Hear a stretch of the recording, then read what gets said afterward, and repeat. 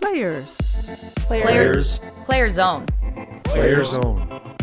Player's own voice. Player's own voice. It's Player's Own Voice, a podcast from CBC Sports.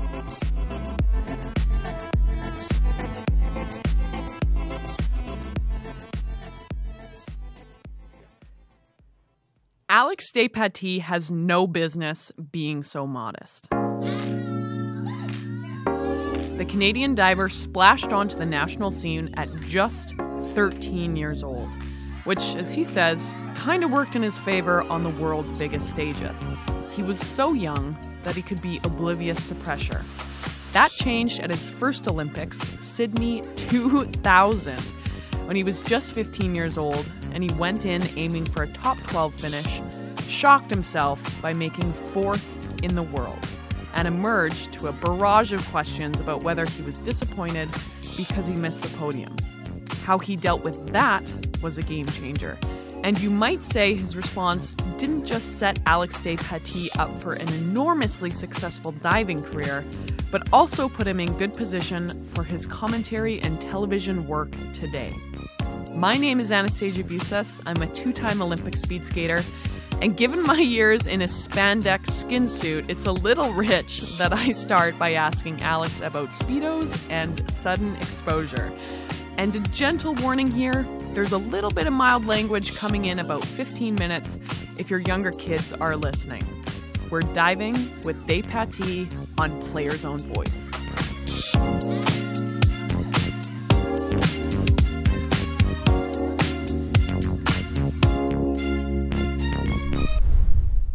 Nine-time Commonwealth Games champion. Oh boy.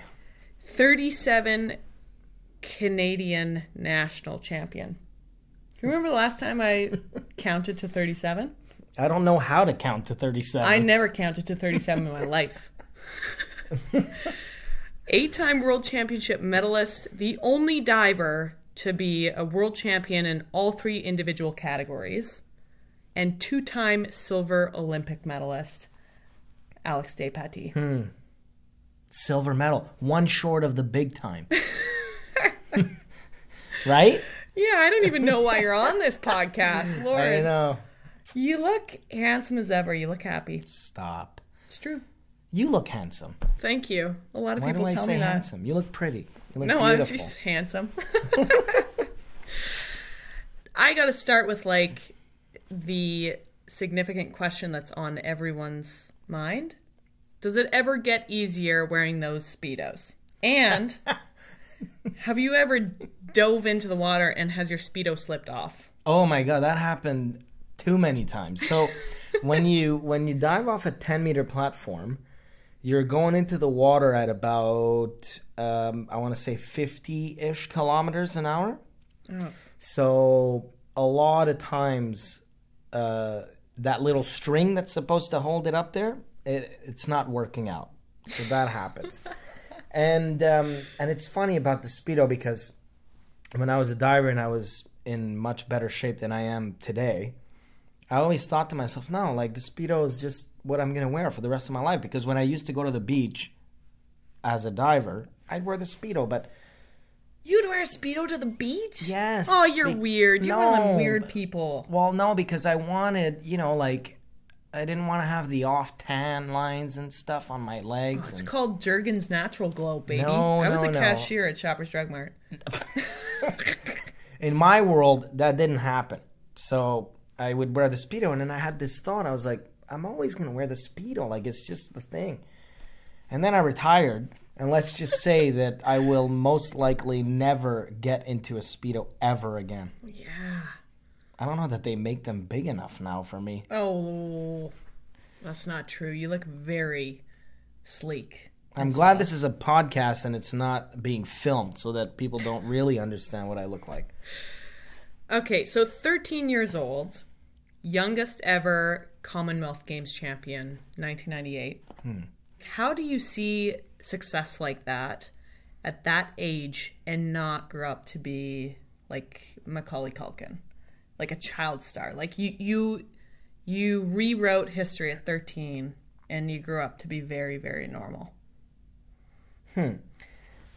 Actually, the way you put that question is kind of interesting, because the win and the event, the competition, the fact that I was so young definitely helped to create that win.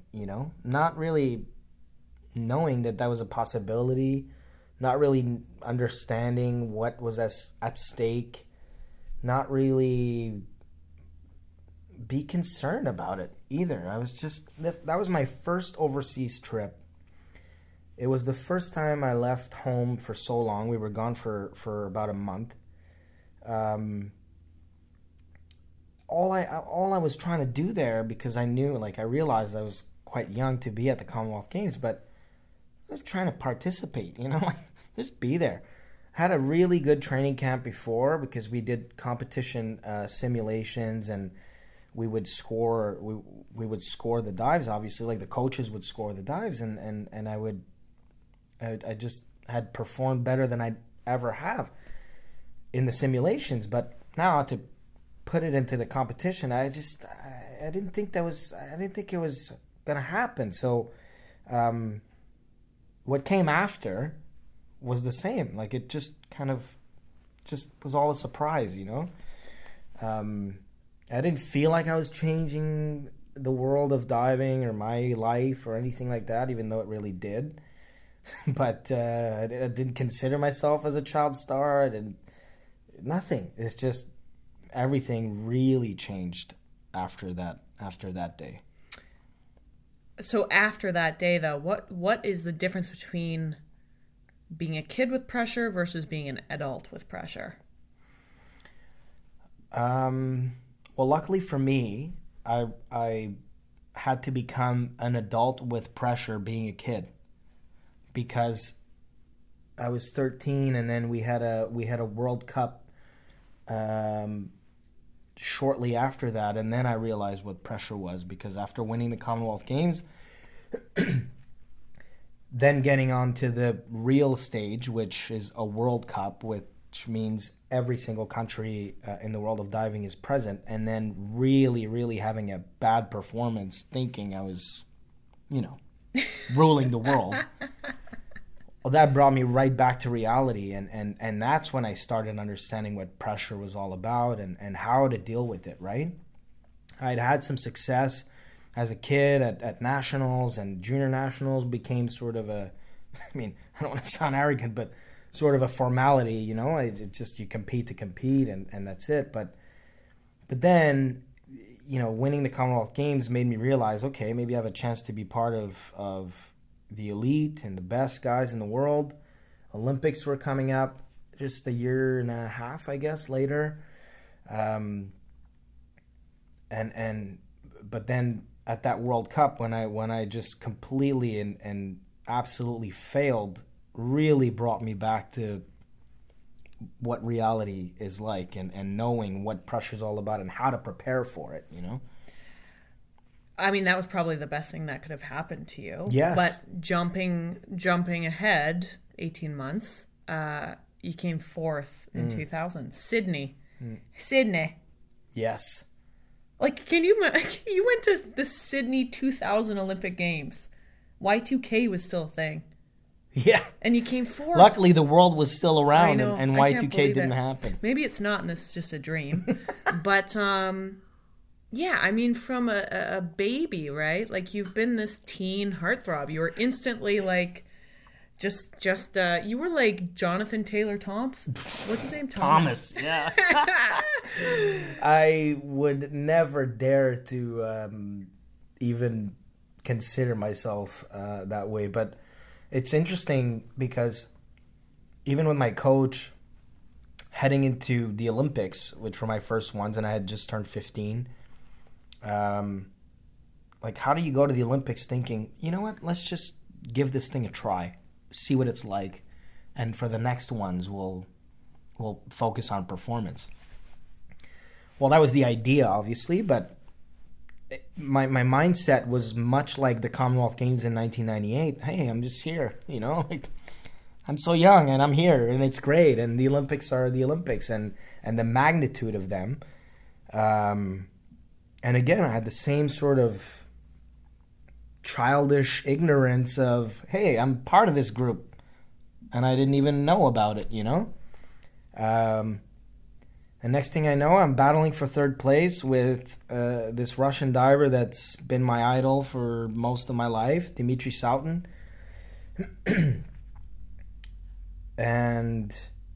But the best part of it was I wasn't aware. I was just diving, you know, I was just doing my thing, and I don't look at the board, the scores. I didn't know how well everybody's doing, how well I'm doing. I know I'm having a good time. And then the event ends, and I'm fourth, like first Olympics, fourth place, 15 years old. So I was pretty happy. And the funniest thing was, because my relationship with the media had changed after the Commonwealth Games. There was a lot more attention around me because of that. And the first questions I got after that fourth place was, "Are you disappointed? Like, how disappointed are you that you've missed out on the podium?" And I looked at these people. I went, "Guys, I was hoping to make top 12 here. That would have been a success. Now I'm fourth. Like, imagine how I'm feeling right now." And suddenly, like, even their speech changed. Oh, so it's not a failure. This is a success, right? But for me, like, first Olympics, fourth place. Like, I'm now I realize, okay, you're talking about pressure before. Now I know. Now this is what it's going to be like every single time I compete. Now I'm fourth in the world. At that point, for me, that was a big realization, you know, big breakthrough, I guess. You have said that, you know, air quote, "I wanted to be the best in the world, and I achieved that." Where do you go from there?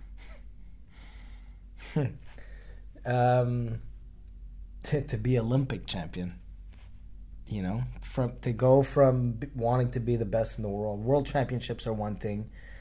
They come around every 2 years. The Olympics are the Olympics because of what they are. It's a 4-year wait. And that's what I actually love about the Olympics is it's a setup for people having to perform on a specific moment. It's not another event. It's not a World Cup. It's not a World Championship. This is your window. And if you miss it, you're going to have to wait. Or in a lot of cases, it's over. Like, not everybody gets multiple chances at competing in the Olympics. But I wanted to be the best in the world. I was inspired by people like Greg Louganis, who changed the sport forever, brought it to a whole other level, many Chinese divers, and looking at them and being around them, competing with them, it just always drove me to be better, and I wanted to be part of that story too. I mean, and then once you reach it, you just want more. You know what I mean? Like, once I was world champion the first time in 2003, that just gives you a taste, and then I just wanted more, you know?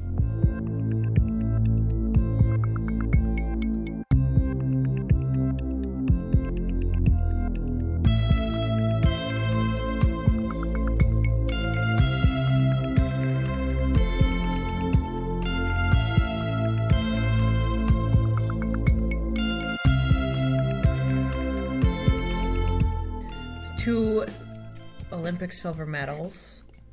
Do you have regrets? No. Well, no regrets. I was always considered to be a bit different than most people in terms of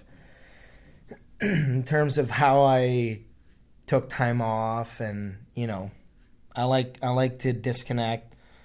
I like to party, even though certain people would have thought that like I should have been more conservative in that sense and rest and take care of my body. So the one regret is I was very, very lazy with taking care of me, you know? I always, when I got hurt, like I started feeling aches and pains, I'd just wait and just wait it out and until I can't dive anymore. You know, that the only thing I should have done different was that. Maybe that would have given me another couple of years of diving, but everything else, I was just me, you know. I that's the way I did it, and that's the way I needed to do it. And I've been asked before, like, oh, what if you didn't like party on the weekends, or what if you didn't do it that way? Maybe you would have gotten better. Well, maybe I would have been worse as well. Maybe I would have not accomplished what I did. That's what I needed. That's the way I functioned. That's the way I worked. And yeah, that's the only thing is, through that, I should have probably done better taking care of me. This is funny because, like, when I was skating, I would never have a glass of wine, and I'd be in bed by, I mean, I'm still in bed by 9:45, let's be honest. So wait, this is past your bedtime? Oh, is yeah. What you're saying? No, we got to wrap it up. But yeah, it's like every athlete is so different, and that's one of my regrets. I think I took things too seriously at times. I feel like every person is different, you know? Everyone. You just have to know yourself and how things work for you. And that's it. It doesn't matter what field you're in or what. It's not only about sports. Like, everybody works in different ways. We're all wired differently. For me, on the weekends, if I didn't disconnect, then I would have gone crazy. Yeah. And the way I felt my sport, the way I lived it, is my way. You know, and who are you to judge it? This is what works for me. Period. You know.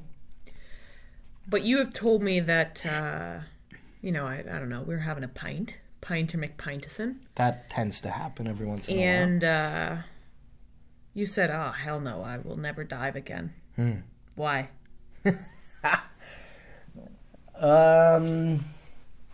I will never, ever step on a springboard again. I just won't. It's when I decided to retire, it was clear, you know. First of all, I don't ever want to get into a bathing suit in front of people again. Me neither. That's the first part. You look great. You pull it off a lot better than I will. So that's the main reason why. But yeah, when it's interesting, my decision to retire. I remember when I was young, right around the Commonwealth Games in 1998, 13, 14, where I thought I was going to dive for the rest of my life, and that's all I wanted. It's all I was fueled for, is just dive and do more diving and, you know, go to the Olympics and compete and all that. And I would ask retired divers, like, how do you stop? When did you know? Like, how do you know that you're done? And they, like, a few key people told me a simple answer. They just said, you're going to know. You'll just know. And I looked at them, I go, that's impossible. I want to dive forever. Yeah. That's it. And interestingly enough, after the London Games and everything that came with those, there was some time I needed to get knee surgery after the Olympics, and I wanted to dive one more year and all that stuff. You know, wrap it up with another World Championships, just another year. I was feeling, if I had been healthy, I felt like I wanted to dive one more year. And then one morning, I woke up, and this sounds very cliche, or it sounds like a fairy tale, but I swear, one morning I woke up and I knew. Like, I had this weight off my shoulders, and it was almost like, it's almost like something inside of me just said, it's okay. Like, we're done, you know? It's over. And it's okay. It's fine. Like, and also at that point I realized too, like, there's nothing more I'm going to accomplish here. I'm not winning an Olympic gold medal, which is the only one that I've not won. It ain't gonna happen, and it's okay. Like, I'm done. Period. You know? And so it made sense to me at that point when people were telling me when I was a kid, you'll know. And at that moment, I knew. When you think about your career, what is the prevailing emotion that hits you right off the bat? Oh, boy. Prevailing emotion. Oui. I don't know. I want to say, like, if I told you, pride, and I probably would be lying. Love for sure, because I wouldn't have done it so long, and I wouldn't have done everything I did if I didn't love the sport so much. But love, I guess. But also anger. It's like a love-hate relationship at a certain level, I'm sure you know what I mean. When you get to a certain point, because we always say, and of course for whatever kid is listening, you gotta love the sport, but you get to a certain point where you almost hate it as well, But you love it so much too. And so it's a mixture of both of those. But at the same time, it's got to be love, because it's not only given me what I have and what I am today, who I am. It's the foundation of who I am, that's the start of my life. I would agree. I'm not comparing my career in any capacity to yours, but that's not the point. It's like this bittersweet. I'm so grateful to have had the opportunity and to have had the opportunity to strive for greatness and pursue excellence. Right. But then I also am shit. Did I overpromise and underdeliver? I don't know if you have that similar sentiment, but I completely agree. There's this love, hatred that's all mixed in, and it's a foundation of who you are. But yeah, and at the same time too, I feel like striving for greatness is a key thing you just said. Is it's not simple things when you're going to the Olympics, and when you have the opportunity and the privilege to compete for a medal. Because let's be honest here, a lot of athletes are going to the Olympics and that's the accomplishment. They're there. And then it stops there, which is absolutely exceptional. But then there's a few lucky people that have a chance to compete to be Olympic champion. I consider myself, privileged and lucky to have been in that group. But that also means that there's a lot that comes with it, which is why it's not always love and it's not always fun. It's a lot of times frustrating. It's a lot of times devastating, and then most of the time it's amazing. But it's a mixture of all of those things,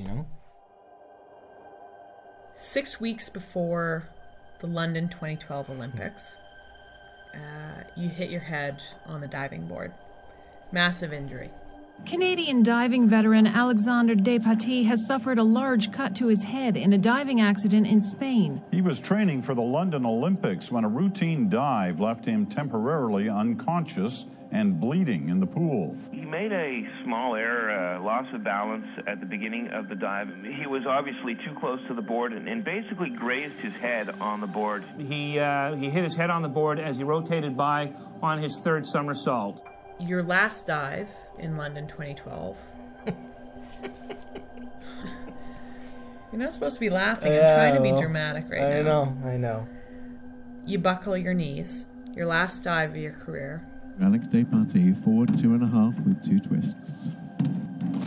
Oh, you gave him the commentator's curse. He had exactly what happened to Jack Law yesterday in the prelims. The knee trembler, the knee buckle. Wow, drama in this last round. Look at his knees just give out there. Nothing you could do about that. Oh, what a way. Yeah, he's worked so hard to get here. Hit his head on the diving board 6 weeks ago. And that's not the way that he wanted to end his Olympic campaign here in London. I don't know if the technical term is a flop. Oh, yeah. That's to be, gentle about it. What did that time teach you about yourself?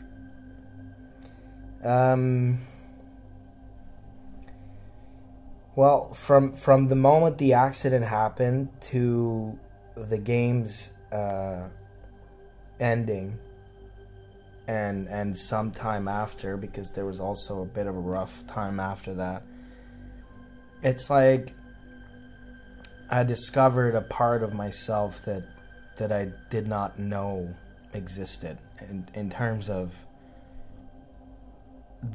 you know, setting a new goal, first of all, because London was my last chance to win Olympic gold, even though that would have been a really difficult task, but if I'd been at 100%. So now that the accident happened, the objective became just to compete, and, you know, I achieved that, but every single day in those 6 weeks was just dreadful, you know. Every day was a different opportunity for me to give up, instead of every day being another opportunity to be positive and keep going, you know. As negative as this sounds, I was trying to be as positive as I could and keep going and be optimistic, but the challenges every single day were just not what I wanted. What I wanted to achieve on every single day was not there. And so it made it really difficult getting at the games. You know, things were happening at the same time as well, and on a personal, on an emotional level, on a professional level, like London was just a bad time. Like I don't regret going, because the only happy moment I had in those games was when I was competing. Everything else around it was shit. It was just shit, you know, because it was always a battle. Every single like there wasn't a day where I was like, oh, today I feel great, we're moving forward. No, it was always a battle, and I was laughing before because of that last dive, because I laughed, I cried a lot. It's probably an emotion I can't even put a word on, because I was so angry, I was enraged, but then I thought it was funny, because I figured throughout the year in 2012 I had knee problems, I had a few injuries I was dealing with as well, but I just thought to myself, I said, this thing had to end the same way it started, you know? And that's why I laughed. And then I cried a whole lot, because I figured, why? I think if I'd put that dive down, I would have been like 5th or 6th or something. I finished 11th, which still, I guess, with those circumstances, not all that bad. But, like, it just had to end as poorly and shitty as the year started, and then with the accident, you know.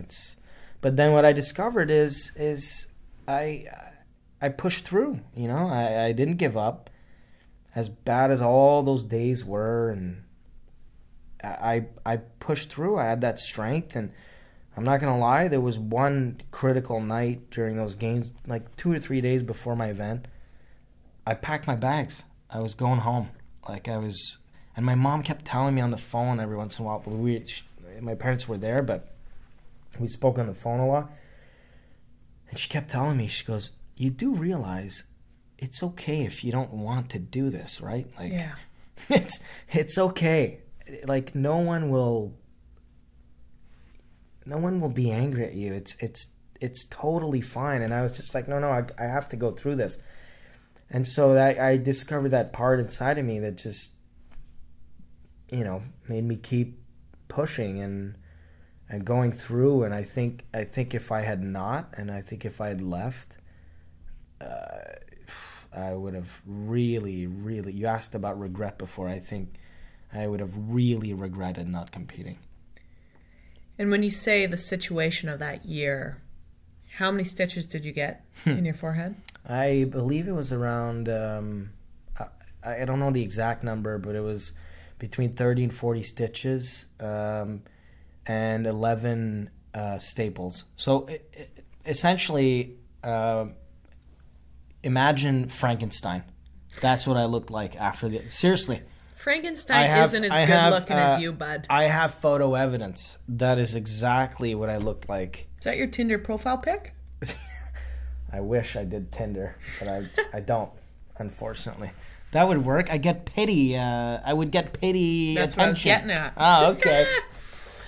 But it's funny how you, and I'm not making light of this situation, but your mom saying that, right? You don't have to do this. Yeah. Like, I in some of my darkest times, I would cry to my mom or I'd cry to my dad, and they'd be like, you don't have to do this. Like, you're skating around in a circle. Don't worry about it. Yeah. I think, too,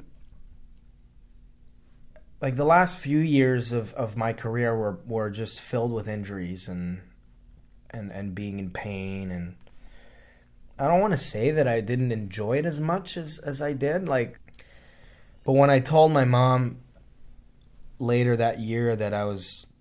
obviously they're the first ones I called when I woke up that morning and realized it was done. Like, I called them, and I could sense the relief in her voice. Like, oh, finally, like, you're not gonna put yourself through this anymore, And so that's why, like, she knew. I'm sure she knew, and I met up with my family. My sister was there too. My dad.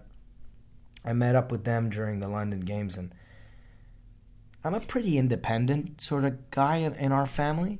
And I think that day they knew, like, when I said, I need to see you guys, it's tough around here. And we just met up, had a coffee and whatever.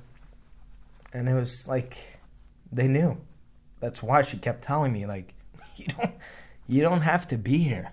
Like, it would be just totally fine if you want to go home. But I kept saying, no, I set out to do this thing, and I'm going to go through with it. What's your greatest memory at the Olympics? Or that's too specific. What is your greatest memory of your career?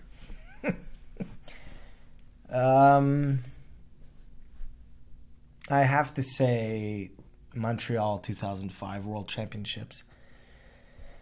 You know what it's like to compete at home at any level. It's special to be at home, but to do it at a World Championships and at that stage, that level, and I won 2 gold medals at that event. We don't really keep track of world records in diving, but both of my medals were world records. And, I was so scared of that event. I just thought to myself, oh my God, like, what if I fail? And what if, you just get afraid as an athlete, I think. I'm assuming it's not just me. Like, we're at home, what if I fail? And what am I going to have to deal with? And what kind of answers am I going to have to come up with when I fail, I say as athletes, but I think in everything in life. So you get scared, and then somehow, I don't know how. That week, I it's like I blacked out. I didn't, because I remember everything, but you know what I mean? I got into some sort of a focus that you can't really explain.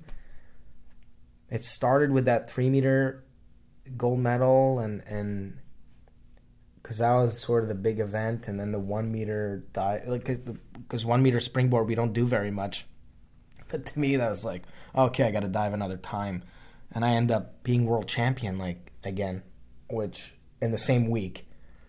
So that, like, over an Olympic medal, to be able to do that at home in front of my parents, my family, my friends, my city, my country, my province, all of it. And I don't know if certain people remember, there was a bit of turmoil around these world championships and the organization and the organizers and everything. So to be able to do that at home and succeed and perform once again when it's needed, you know? It's gotta be the best time of my life. What kind of person has diving made you? This is the last question. It's $1 million question. That's $1 million. So does that mean you're paying me $1 million after yes. CBC's paying you $1 million. Oh, okay, great. Yeah. I love the CBC. You know, like sports and diving in my case has given me all the tools that I need to be a good person, you know. Work, not just work ethics, work. You need to work to get to where you want to be and what you want. Wanting to always do better, knowing that you're not alone. You're always working as a team, even if I come from an individual sport.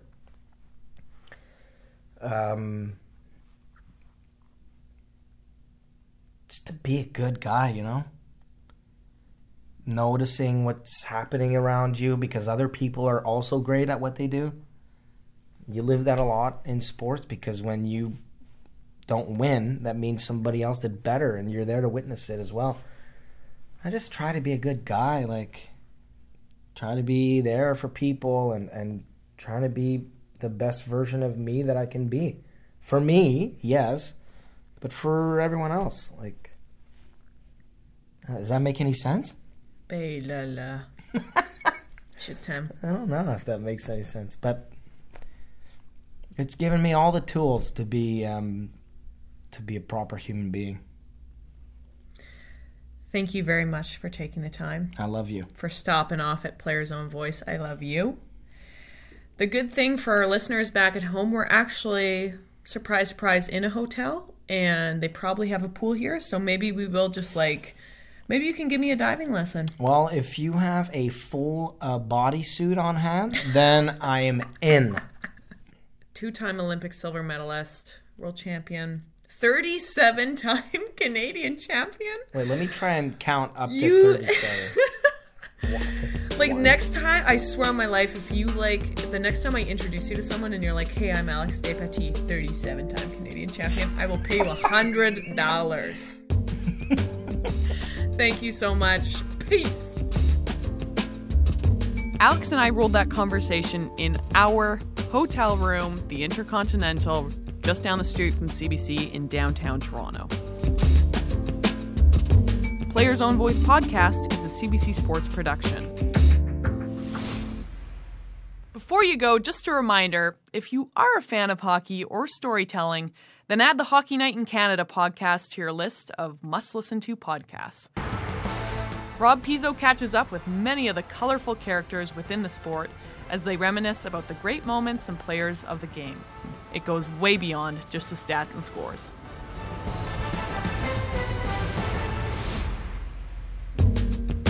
Our social media happens at CBC Sports, #PlayersOwnVoice. I am Anastasia on Twitter and Instagram. If you want to send thoughts or suggestions, the email is playersownvoicepodcast@cbc.ca. David Giddens is the producer. Graham McDonald is our mixer. If it isn't stock music, there's only one composer for POV, and that's Adam Blinoff. Thanks for listening.